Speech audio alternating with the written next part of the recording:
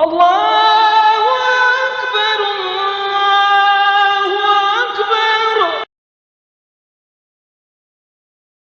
Sesiapa yang berkawan dengan golongan orang soleh, maka Allah akan menambahkan tambah cintanya dalam perkara-perkara yang berhubungan taatnya kepada Allah Azza wa Jalla.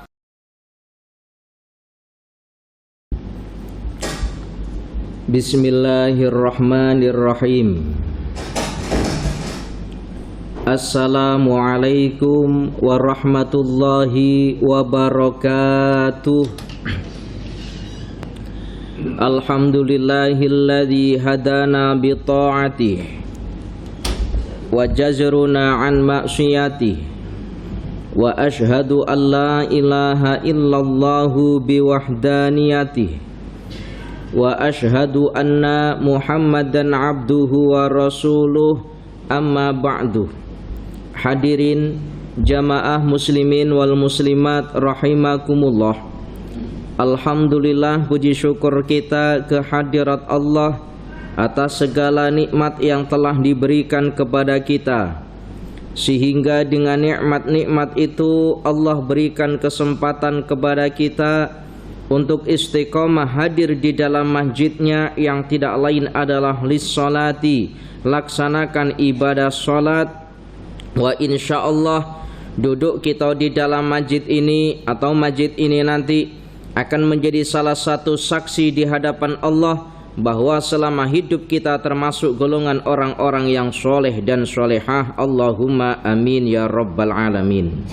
Para jamaah yang dirahmati oleh Allah, melanjutkan bahasan kita pada pertemuan minggu-minggu yang lalu, yang mana sempat terjeda atau sempat terhenti 2 minggu. Ustaz minta maaf yang sebesar-besarnya. Kita lanjutkan bahasan kita. Pada pertemuan yang lalu Siki Ustaz membahas perihal tentang khamsun hunna alamatul muttaqin. Ada 5 tanda khamsun hunna alamatul muttaqin, 5 di antara tanda-tanda orang yang bertakwa. Kalam ini bersumber daripada Sayyidina Utsman yang ditulis di dalam kitab Nashaihul Ibad oleh Syekh Nawawi Al-Bantani. Khamsuhunna alamatul muttaqin, 5 di antara tanda-tanda orang yang bertakwa. Sebenarnya tanda-tandanya itu banyak, tetapi Sayyidina Utsman menggunakan kalimat khamsuhunna yang bermakna 5 di antara tanda-tanda orang yang bertakwa. Semoga kita termasuk di antara salah satunya.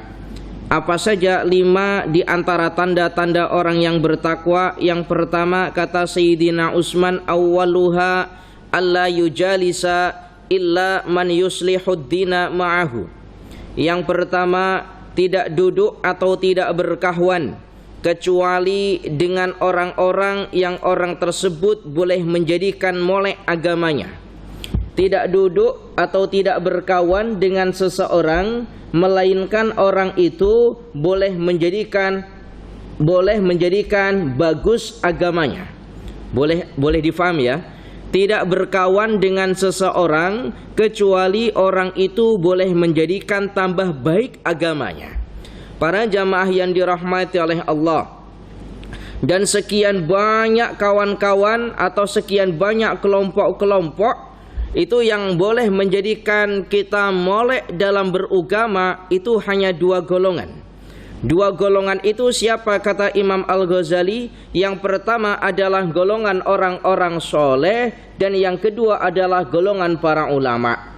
Imam Al-Ghazali di dalam kitab Ihya Al-Ulumuddin beliau mengatakan, man jalasa ma'as solihina, sesiapa yang duduk-duduk bersama orang soleh, sesiapa yang duduk atau berkawan dengan orang soleh, apa kata Imam Al-Ghazali? Zadahullahu ruhbata fi ta'ati, maka Allah akan menambahkan cinta, Allah akan menambahkan ruhbah, Allah akan menambahkan cinta di dalam melaksanakan taatnya kepada Allah. Sesiapa yang berkawan dengan golongan orang soleh, maka Allah akan menambahkan tambah cintanya dalam perkara-perkara yang berhubungan taatnya kepada Allah Azza wa Jalla. Umpama begini, Umpama ini pengajian, sekarang kita mengadakan pengajian. Ustadz nampak di hadapan Ustadz ini ramai jamaahnya, sehingga kita pun boleh cinta dengan majelis ilmunya. Coba andaikan semisal jamaahnya itu hanya 1-2 orang sahaja, mungkin kita malas nak datangi majelis ilmu itu.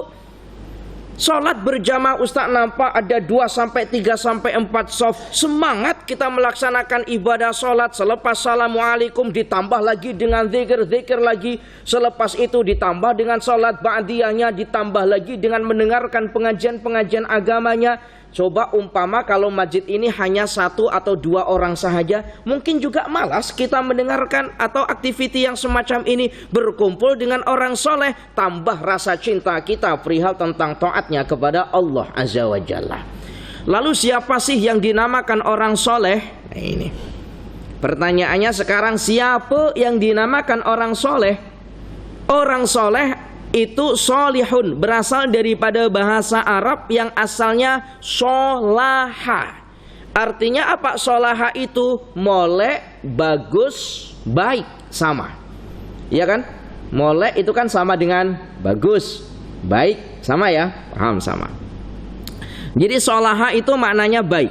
Jadi kalau solihun itu maknanya daripada isim fa'il menjadi orang yang baik atau orang yang molek.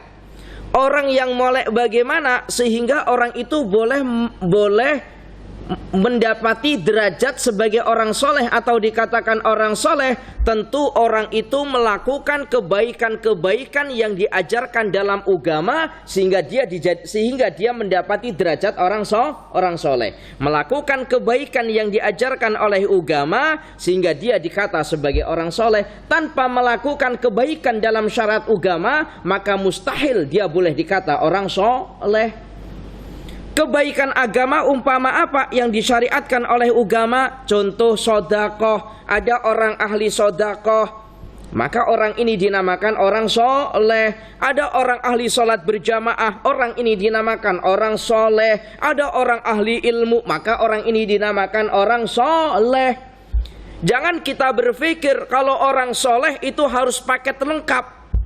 Paket lengkap itu maknanya bagaimana? Ahli ilmu. Selain ahli ilmu dia juga ahli sodakoh. Selain ahli sodakoh juga ahli ibadah. Selain ahli ibadah pokoknya ahli-ahli kebaikan yang lain. Kalau demikian saya yakin di Lundang ini tidak ada seorang pun orang yang boleh dikatakan orang soleh. Nggak ada.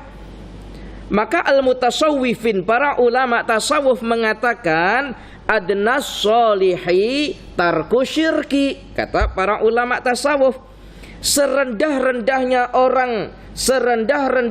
orang mendapati derajat orang soleh itu apabila tarku syirki, meninggalkan perbuatan syirik, sudah dia pun dikatakan orang soleh. Boleh paham ya kalimat ini ya? Serendah-rendahnya derajat orang soleh itu apabila tarku syirki, meninggalkan perbuatan syirik, sudah orang itu boleh dikatakan orang soleh. Begitulah para jamaah yang dirahmati oleh Allah. Wa man jalasa ma'as solihina zadahullahu rughbata fi ta'ati. Kemudian yang kedua kata Imam Al-Ghazali yang boleh menjadikan kita tambahnya dalam urusan agama. Yang pertama tadi berkawan dengan orang-orang soleh. Yang kedua berkawan kita dengan para ulama, orang-orang yang ahli ilmu.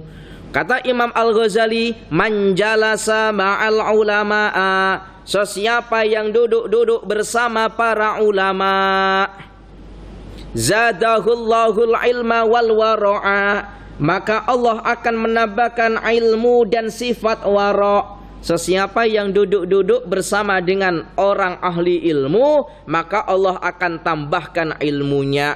Para jamaah yang dirahmati oleh Allah, kita hanya duduk semisal ada orang ahli ilmu, kita bersama dengan orang yang ahli ilmu, meskipun tidak dalam keadaan mengaji, duduk ke kedai sahaja, kita makan bersama golongan orang yang ahli ilmu, terkadang ada ilmu-ilmu yang terkeluar daripada lisannya.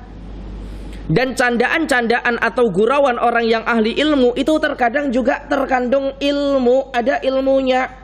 Para jamaah yang dirahmati oleh Allah, saya ini pernah punya kawan, ya ada kawan, yang kawan ini ahli merokok. biasa merokok. Itu pernah saya tanya, Ustaz ini merokok. Iya, kenapa? Ustaz tahu tak hukumnya merokok? Saya tanya. Ya tahu.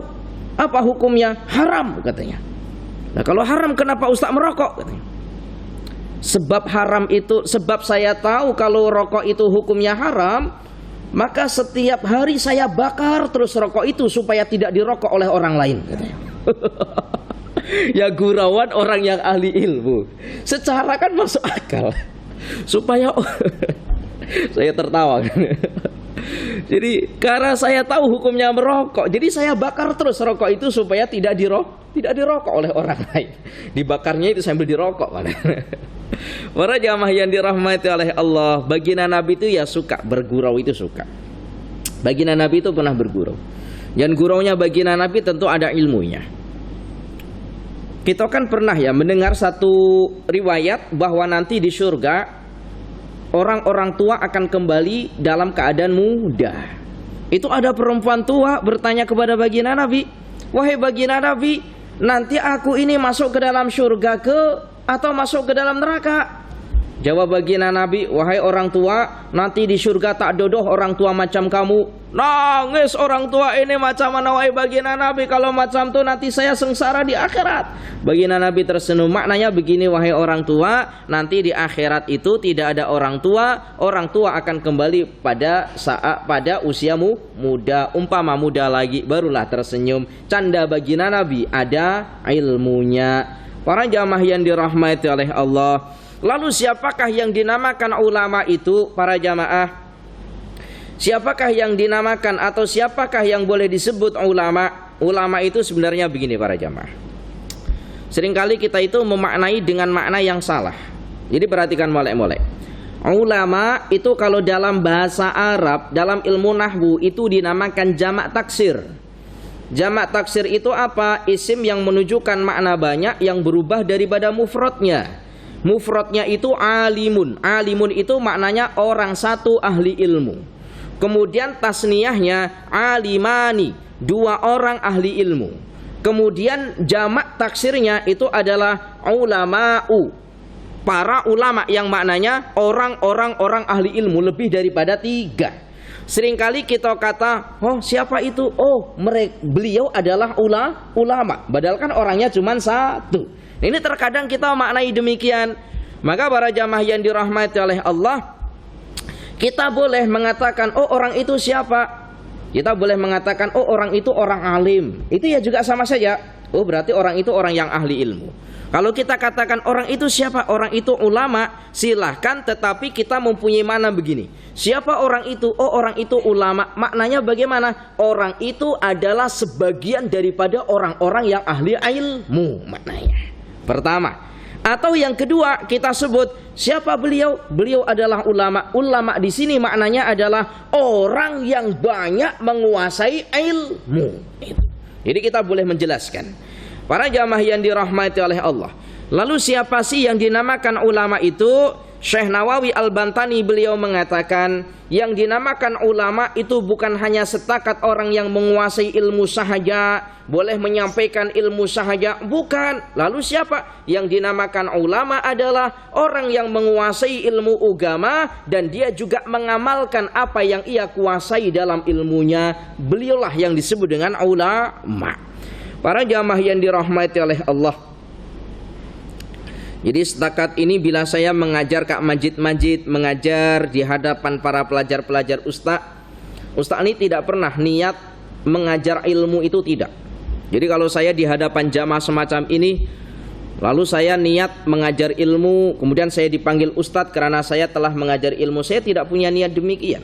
Lalu niat saya apa? Niat saya daripada dulu sampai sekarang, niat saya adalah menyambung lisan guru saya. Menyambung lisan guru saya. Jadi pada hakikatnya kita ini yang hadir di sini ya semuanya sama. Insya Allah sanatnya sampai kepada guru, guru kepada guru, guru sampai kepada baginda Nabi Muhammad Shallallahu Alaihi Wasallam. Alhamdulillah, Ustadz ada sanat keguruan. Ustadz punya guru, guru punya guru, guru ditulis itu sampai tahun 400 Hijriah. Kalau sekarang 1445, alhamdulillah Ustaz boleh tercatat sampai tahun 400 Hijriah sanad keguruannya. Para jamaah yang dirahmati oleh Allah, Imam Al-Ghazali mengatakan dua golongan ini apabila kita nak tambah molek agama. Sementara golongan-golongan yang lain itu bukan justru menjadikan kita molek dalam beragama, justru menjadikan kita lalai dalam agama kita. Umpama apa? Imam Al-Ghazali mengatakan, man jalasa ma'al fusaqa, sesiapa yang duduk-duduk bersama orang fasik. Orang fasik itu orang yang bagaimana? Nanti Ustaz jelaskan. Man jalasa ma'al fusaqa, sesiapa yang duduk-duduk bersama orang fasik. Fasik ke fasik di sini namanya. Fasik, fasik. Sesiapa yang duduk-duduk atau berkawan dengan orang fasik, apa kata Imam Al-Ghazali? Zadahullahul jur'ata ala dhunubi wal ma'asi, maka Allah akan menambahkan kepadanya semakin berani berbuat maksiat dan dosa. Siapakah orang munafik? Siapakah orang fasik itu? Perbedaannya sikit sekali antara orang fasik dengan orang munafik. Yang pertama, siapakah orang munafik? Orang munafik ini adalah orang yang mengerti akan kebenaran agama. Salat hukumnya wajib, puasa hukumnya wajib, tahu mengerti hukum halal haram, tahu, tetapi dia tidak melaksanakan perkara-perkara yang disyariatkan oleh agama, meskipun di dalam hatinya ada ketakutan, andaikan saya meninggalkan salat, maka nanti di akhirat saya akan diazab. Ada ketakutan di dalam hatinya, tetapi tetap ditinggalkan. Maka yang demikian ini dinamakan orang munafik. Boleh paham ya? Yang pertama orang munafik. Lalu siapakah orang fasik itu? Sikit perbedaannya. Orang fasik adalah, jadi kalau orang munafik tadi itu boleh dikata orang yang berkedok agama. Apa? Bertopeng agama. Seolah-olah dia Islam beragama tetapi tidak melaksanakan perintah-perintah agama. Ini namanya orang munafik. Lalu siapakah orang fasik itu? Orang fasik itu hampir sama dengan orang munafik. Bedanya apa? Kalau orang fasik secara terang-terangan meninggalkan perintah Allah, berani melakukan apa-apa yang oleh Allah larang kepadanya, dan tidak takut akan ancaman-ancaman Allah di akhirat. Ini namanya orang fasik. Boleh paham ya kalimat ini ya? Kalau orang munafik hanya bertopengkan agama, tetapi di dalam hatinya ini masih ada ketakutan. Oh iya, kalau meninggalkan sholat nanti begini, kalau meninggalkan puasa Allah akan azab, begitulah, masih ada ketakutan. Tapi kalau orang fasik sama sekali tidak ada ketakut, sama sekali tidak ada takutnya, padahal dia tahu tidak ada takut-takutnya, tidak ada takutnya diazab oleh Allah, tak akan ada rasa takutnya. Sesiapa yang berkawan dengan golongan orang fasik, maka Allah akan tambahkan kepadanya semakin berani melakukan maksiat dan dosa. Ya Allah ya Karim. Pada 3 hari lepas Ustadz ada pengajian dekat Kok Lanas. Dijemput untuk mengisi pengajian di salah satu masjid di Kok Lanas. Selesai isi pengajian, Ustadz pun balik. Di dekat pintu kereta Ustadz ada pakcik, ada orang tua tengah tunggu pakcik dalam keadaan menangis. Lalu Ustaz pun tanya, pakcik, bakpo menangis pakcik. Ustaz, boleh ke pakcik ini nak cerita sikit? Boleh. Ustaz nak dengarkan cerita apa pakcik? Pakcik ini punya anak, punya istri. Pakcik ini setiap kali ibadah sholat, pakcik berusaha untuk melaksanakan sholat berjamaah, dan pakcik tak pernah tinggal sholat. Begitupun juga anak-anak saya tidak pernah tinggal sholat. Tetapi istri pakcik ini tak nak melaksanakan sholat. Pakcik sedih. Macam mana Ustadz? Maka para jamaah yang dirahmati oleh Allah, kalau ada istrinya tak nak melaksanakan sholat, macam mana? Paksa istrinya untuk melaksanakan sholat. Sebab suami adalah pemimpin dalam rumah tangga. Suaminya diam, istrinya tidak melaksanakan sholat, kecuali dalam keadaan keuzuran. Nah, ini tidak ada uzur, tidak melaksanakan sholat, suaminya diam, maka diamnya suami sama saja bermaksiat di hadapan Allah, karena membiarkan orang yang dipimpin berbuat maksiat. Paksa secara lisan tentunya mula-mula. Kalau dengan lisan pun tidak boleh, bagaimana Ustadz? Paksa boleh dengan cara dipukul. Yang tentu dipukul, yang dipukul bagian-bagian yang tidak berbahaya. sehingga dia boleh melaksanakan sholat. Boleh paham ya keterangan saya ya? Jadi kalau dengan lisan tak boleh, boleh dengan tindakan, sehingga istrinya ini boleh melaksanakan sholat. Para jamaah yang dirahmati oleh Allah, Ustadz mengajarkan menurut hukum agama. Kalau ini dipandang dari segi hukum negara, tentu akan salah. Suami pukul istrinya, betul kan? Suaminya boleh dipenjara oleh polis. Ustadz tak mengajarkan perihal tentang demikian, tetapi Ustadz bicara perihal tentang hukum agama. Para jamaah yang dirahmati oleh Allah, kalau sudah diberikan pengajaran sampai dipukul sementara istri tak nak juga melaksanakan sholat, bagaimana Ustadz? Maka konsekuensi yang terberat terhadap suami adalah boleh menceraikan istrinya. Boleh. Lalu bagaimana kalau sebaliknya, istrinya sholat, suaminya tak sholat? Ini bagaimana Ustadz kalau istrinya sholat, suaminya tak sholat? Para jamaah yang dirahmati oleh Allah, ya tetap istrinya kena wajib menegur suaminya. Tapi kan nggak boleh dipukul, ya nggak berani mukul tentulah seorang perempuan nggak berani dengan suaminya. Tapi kalau sudah ditegur, sudah diminta untuk melaksanakan sholat, suaminya pun tetap ingkar melaksanakan sholat, maka bagi seorang istri boleh menggugat cerai suaminya karena suaminya tak nak melaksanakan sholat. Sini apa bahasanya? Menggugat ya? Apa? Menggugat. Menggugat itu mengajukan di pengadilan supaya hakim boleh memutuskan perihal tentang perceraian antara suami istri tadi itu. Boleh paham ya kalimat saya? Itu sampai segitunya. Kenapa? Sebab di dalam satu keterangan di dalam kitab Irsyadul Ibad yang ditulis oleh Syekh Zainuddin Al-Malibari, man tarokas sholata muta'amidan, sesiapa yang meninggalkan sholat dengan cara muta'amidan, maknanya sengaja, meninggalkan sholat dengan cara sengaja tanpa udzur. Apa? Faqad kafara, maka orang itu telah dihukumi sebagaimana orang kafir. Orang yang meninggalkan sholat dengan cara sengaja, maka orang itu sudah hukumnya umpama orang kafir. Para jamaah yang dirahmati oleh Allah, tidak ada dosa yang lebih besar dibandingkan dengan dosa meninggalkan sholat pada zaman Nabi Musa alaihi salam. Pada zaman Nabi Musa alaihi salam, ada seorang perempuan menghadap Nabi Musa. Wahai Nabi Musa, ini boleh dibaca dalam kitab Irsyadul Ibad yang ditulis oleh Syekh Zainuddin Al-Malibari. Kalau kitab yang kita baca namanya Nashoihul Ibad, ada kitab namanya Irsyadul Ibad, petunjuk bagi seorang hamba. Kalau Nashoihul Ibad itu nasihat-nasihat bagi seorang hamba. Dalam kitab itu diriwayatkan ada seorang perempuan menghadap Nabi Musa dalam keadaan menangis. Nabi Musa pun bertanya, wahai perempuan, kenapa kau datang di hadapanku dalam keadaan menangis? Wahai Nabi Musa, bolehkah aku minta tolong kepada engkau untuk memohonkan ampun atas dosa yang telah aku kerjakan? Wahai Nabi Musa, bolehkah aku minta tolong kepada engkau untuk memohon ampunan memohonkan ampunan terhadap Tuhanmu atas dosaku? Lalu Nabi Musa pun bertanya, dosa apa yang telah engkau kerjakan wahai perempuan?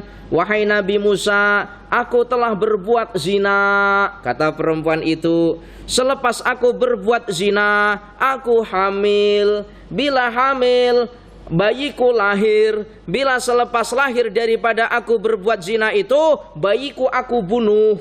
Lengkap sudah, berzina, membunuh.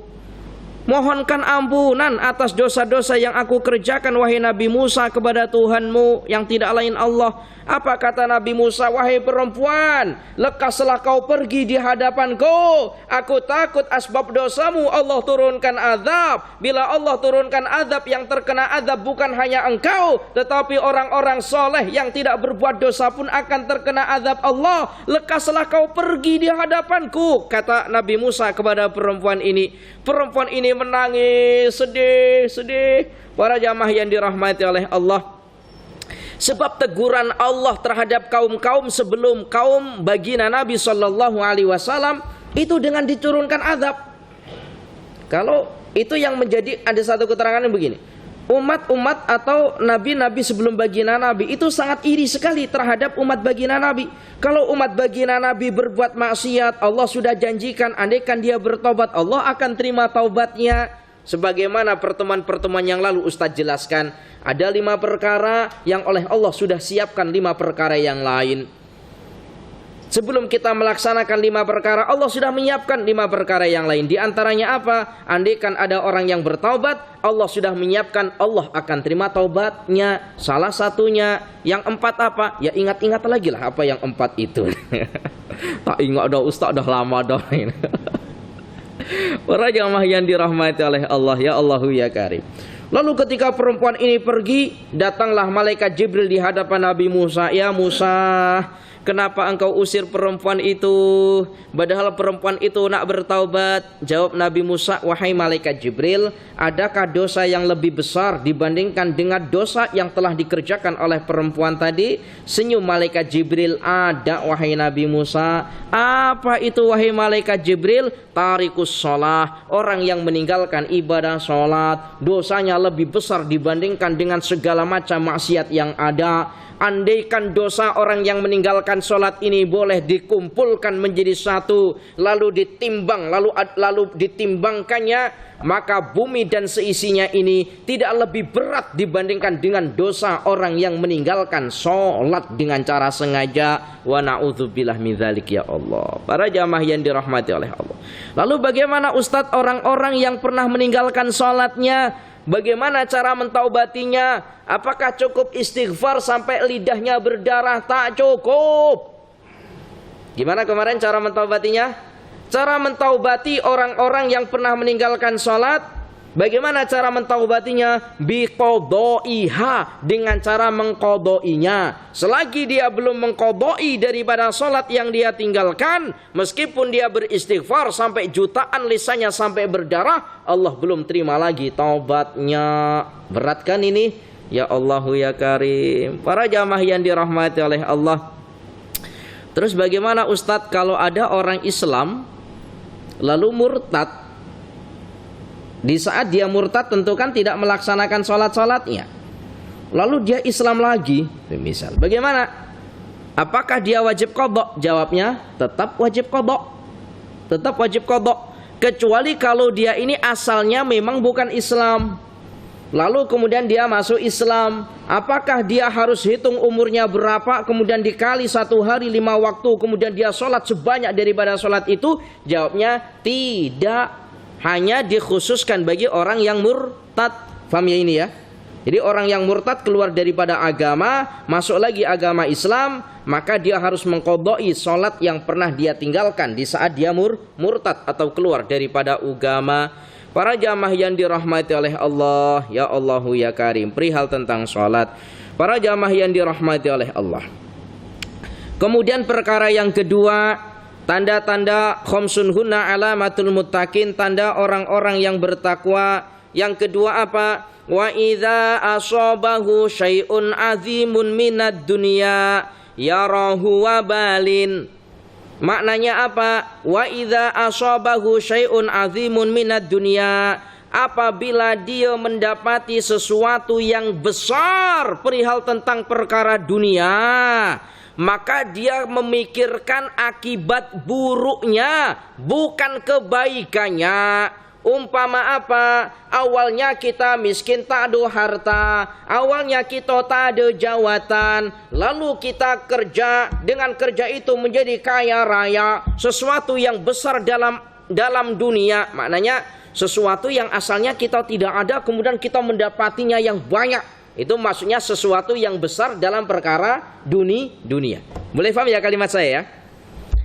Apabila seseorang mendapati sesuatu yang besar dalam urusan dunia, umpama tadi itu asalnya miskin, lalu tiba-tiba kaya. Nah ini tiba-tiba kaya, bagaimana? Maka dia kena memikirkan akibat buruknya. Akibat buruknya macam mana? Ya Allah, banyak-banyak orang kaya itu sombong. Yang dipikirkan demikian. Bukan moleknya, ya Allah, bila aku kaya, aku nanti akan sedekah, aku akan zakat. Akhirnya umpama Musailamah, umpama Sa'labah, awalnya miskin, nak minta kaya, nak minta doa, nak minta doa baginda Nabi supaya menjadi kaya. Bila kaya, lupa sudah dengan zakat dan sedekahnya. Begitulah. Para jamaah yang dirahmati oleh Allah. Umpama kita ini mendapati jawatan yang tinggi, maka kita kena berpikir akibat buruknya. Ya Allah, banyak-banyak orang tidak boleh berlaku adil karena kedudukan atau karena jawatannya. Begitulah. Sehingga apa? Kalau kita berpikir akibat buruknya, akhirnya kita berhati-hati dengan harta kita supaya tidak sombong, dengan jawatan kita supaya kita tidak berlaku supaya dengan jawatan kita supaya kita berlaku adil karena kehati-hatian memikirkan akibat buruknya. Begitulah. Boleh paham ya kalimat ini ya?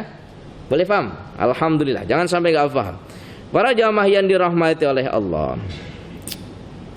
Apabila mendapati sesuatu yang besar perihal tentang urusan dunia, maka dia melihat sisi buruknya, bukan sisi atau bukan perkara positifnya, bukan. Para jamaah yang dirahmati oleh Allah. Dunia ini minta maaf, Ustaz nak luruskan, mungkin ada yang pernah tengok video pada minggu lepas ada seorang ustadz, entah itu di mana ustadz tak pasti, mungkin ada yang tengok. Ustadz itu menjelaskan begini, kurang lebihnya begini, keterangan ustadz itu. Jamaah yang usianya sudah 50 tahun ke atas, maka tinggalkanlah urusan-urusan dunia. Tinggalkanlah urusan dunia, perbanyaklah untuk urusan akhirat. Lalu ada jamaah yang usianya itu sudah 50 tahun ke atas, nampak tua, berdiri. Ustaz boleh kata demikian Ustaz, sebab saya tahu Ustaz ini punya 3 kereta mewah. Ustaz boleh kata demikian sebab saya tahu Ustaz ini punya rumah banglo 2. Ustaz boleh kata demikian. Aku ini usianya sudah 50 tahun ke atas, kalau saya tidak kerja dunia, macam mana aku nak berikan nafkah untuk anak istriku? Ini ustaznya diam sampai selesai pengajian. Itu ketika ustadznya nak balik, itu dikawal ya, takut dikatuk sama orang-orang. Itu ada baru minggu lepas kalau tidak salah. Para jamaah yang dirahmati oleh Allah, sebenarnya begini para jamaah, agama mengajarkan kepada kita bukan hanya terhad usia umur 50 tahun kemudian kita kena memperbanyak urusan akhirat dibandingkan dengan urusan dunianya. Ya umur berapapun, kan semacam itu dulu yang pernah saya ajarkan. Tetapi bukan berarti kemudian meninggalkan 100% perihal tentang dunia. Kenapa? Jadikan perkara dunia ini sebagai bekal akhirat. Kerja kita tiap hari ke kedai mungkin secara mata mungkin kerja dunia. Kerja kita ke sawah, ke kebun mungkin secara mata itu adalah pekerjaan dunia. Tetapi kalau kita niati, ya Allah, kerja saya dekat kedai tiap-tiap hari ini ya Allah, buka pukul 8, balik pukul 6 petang ya Allah, semata-mata nak dapat uang. Bila dapat uang ya Allah, aku boleh berikan nafkah untuk anak istriku ya Allah. Memberikan nafkah anak istri hukumnya wajib, mendapat pahala, akhirnya menjadi urusan akhirat. Bagaimana kalimat ini ya? Bukan berarti meninggalkan dunia itu kemudian kita tak ada kerja sama sekali, duduk 24 jam ke masjid, ibadahnya, puasanya, yang demikian ini justru tidak molek. Bukankah pernah ada satu riwayat baginda Nabi sallallahu alaihi wasallam didatangi oleh perempuan mengadukan, wahai baginda Nabi, suamiku ahli ibadah. Bukankah molek kalau suamimu ahli ibadah? Iya wahai baginda Nabi, malam ibadah qiyamnya, tidak tidur sampai pagi, pagi disambung dengan ibadah berpuasanya. Sepanjang hari dia gunakan untuk beribadah, sampai lupa dia itu tidak bekerja, sampai lupa tidak memberikan nafkah untuk aku dan untuk anak-anakku. Lalu baginda Nabi panggil orang ini, wahai engkau sahabat, dah selesai dah, tak payah kau solat malam, tak payah kau perbanyak ibadah. Kenapa? Asbab ibadah sunnahmu justru kau meninggalkan ibadah wajibmu berupa memberikan nafkah. Nah ini, boleh paham ya kalimat ini ya?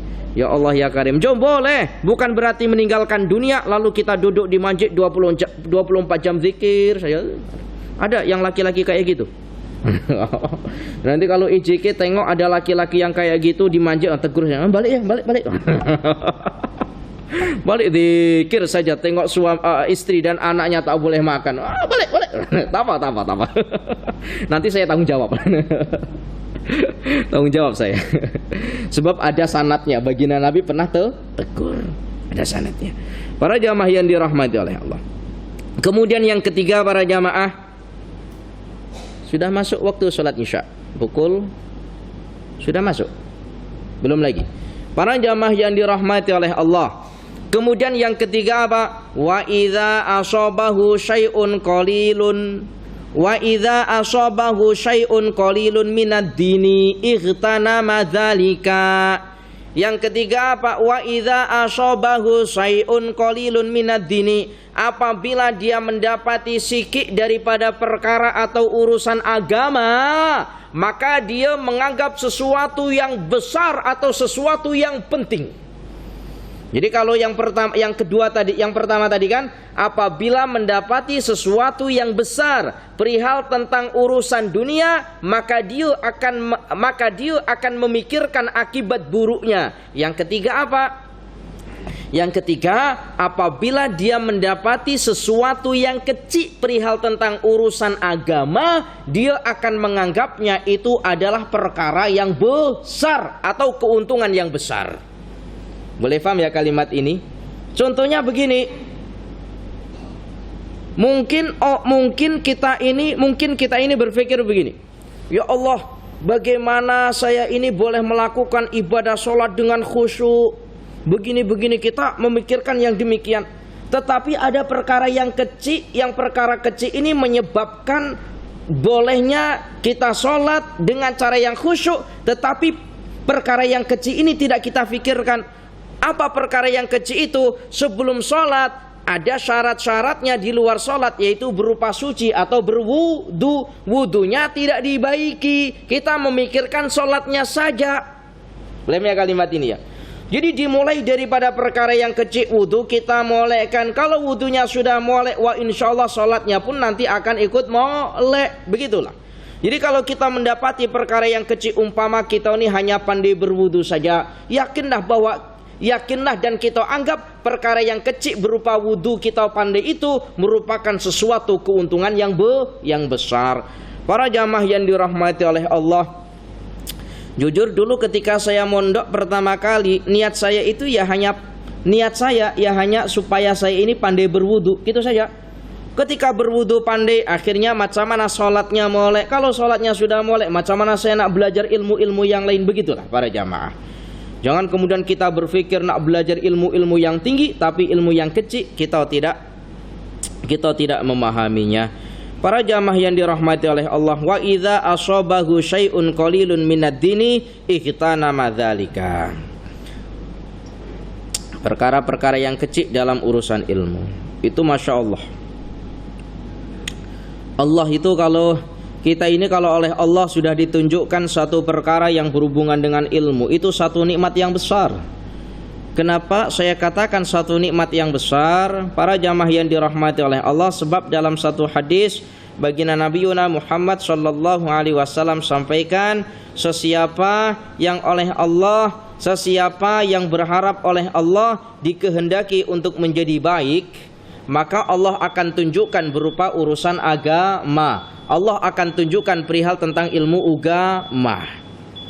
Sesiapa yang berharap oleh Allah nak ditunjukkan kebaikan atau nak menjadi baik, Allah akan fahamkan dalam urusan agama. Kalau urusan agamanya saja tidak pandai, artinya tidak pandai ilmu, lalu macam mana dia akan menjadi baik? Maka siki apa ilmu yang kita dapat, kita anggap ini adalah sebuah anugerah dan nikmat yang besar yang oleh Allah berikan kepada kita. Bukti kalau Allah masih menginginkan kita untuk menjadi orang baik.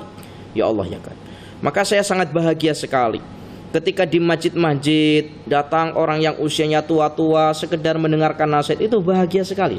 Bahagia sekali. Kenapa? Di saat orang tua, di saat usianya yang sudah tidak lagi muda atau orang tua, tapi masih memikirkan nak mendapati nasihat, nak mendapati ilmu.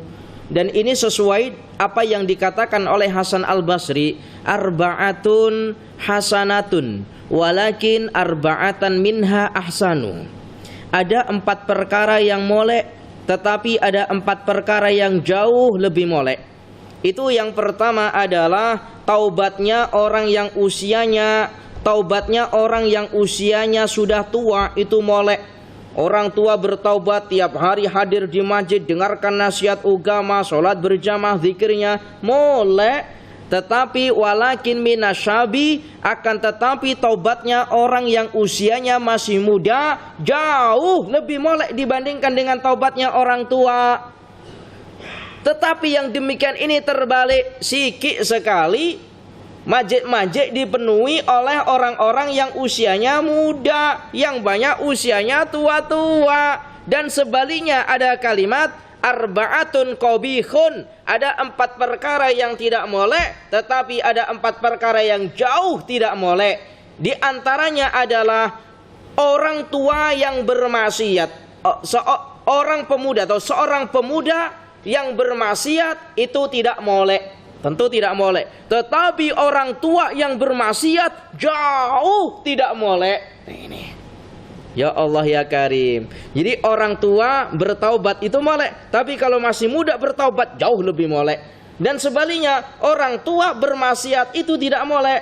Seorang pemuda bermaksiat itu tidak molek. Tapi kalau ada orang tua ahli maksiat, jauh lagi tidak molek. Ustadz, macam mana Ustadz kalau kita nak mengingatkan ada orang tua ahli maksiat, kita nak mengingatkan dengan lisan, takut dikatuk. Baik, kamu ini tak sopan doh, aku ini dah tua dah kau nasihati, masih muda-muda lagi kau nasihati aku. Macam mana Ustadz caranya? Mudah caranya. Hari-hari kita hantar tanah, segenggam tanah kita hantar. Apa ini maksudnya Pak Ji? Ini tanah. Sebentar lagi kita akan kembali kepada tanah Pak Ji.